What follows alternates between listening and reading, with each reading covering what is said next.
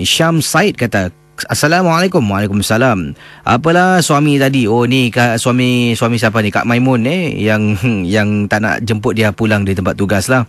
Apalah suami tadi tu? Malas pula nak jemput balik isteri. Masa bercinta dulu sampai rumah boleh hantar.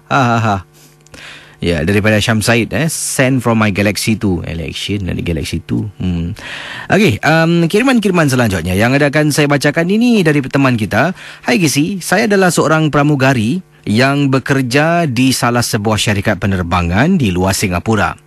Ada satu cerita yang cukup hangat yang ingin saya kongsi bersama teman-teman di Ria. Cerita ini begini.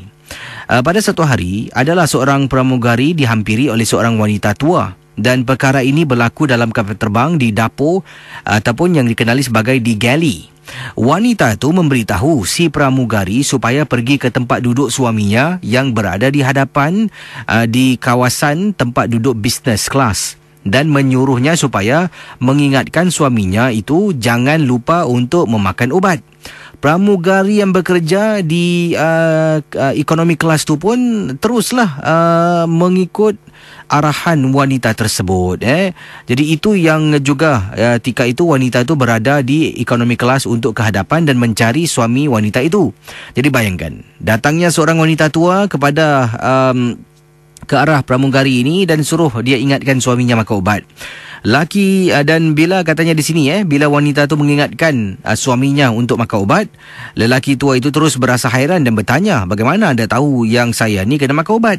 Lalu jawab pramugari itu, isteri encik tadi bilang saya dia dekat belakang tadi pergi tandas, duduk di kelas ekonomi, dan memberitahu saya. Tiba-tiba lelaki itu terus menangis, terisak-isak dan seolah-olah macam marah lah. Mana mungkin isteri saya boleh cakap macam tu. Dan tetapi pramugari itu bersungguh-sungguh dan berkata dia telah berjumpa dengan isteri. Lelaki tua itu berkata tidak mungkin kerana isteri saya sudah meninggal.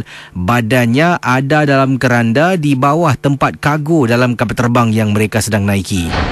Pramugari itu sungguh terkejut dan terus balik ke belakang untuk mencari wanita tua itu semula. Setelah puas mencari tak jumpa wanita tua tu. Inilah satu kisah misteri yang menjadi cerita hot di company saya. Wallahualam, katanya sini mungkin ia benar-benar terjadi atau tidak, kita pun tak tahu. Cuma yang pasti isterinya sudah meninggal. Yang itu masih katanya di sinilah mungkin masih sayangkan suaminya. Adakah menyampaikan pesanan yang terakhir untuk suami yang disayangi. Terima kasih pada Caca yang kirimkan message itu tadi. Itu email yang saya terima. Ada juga teman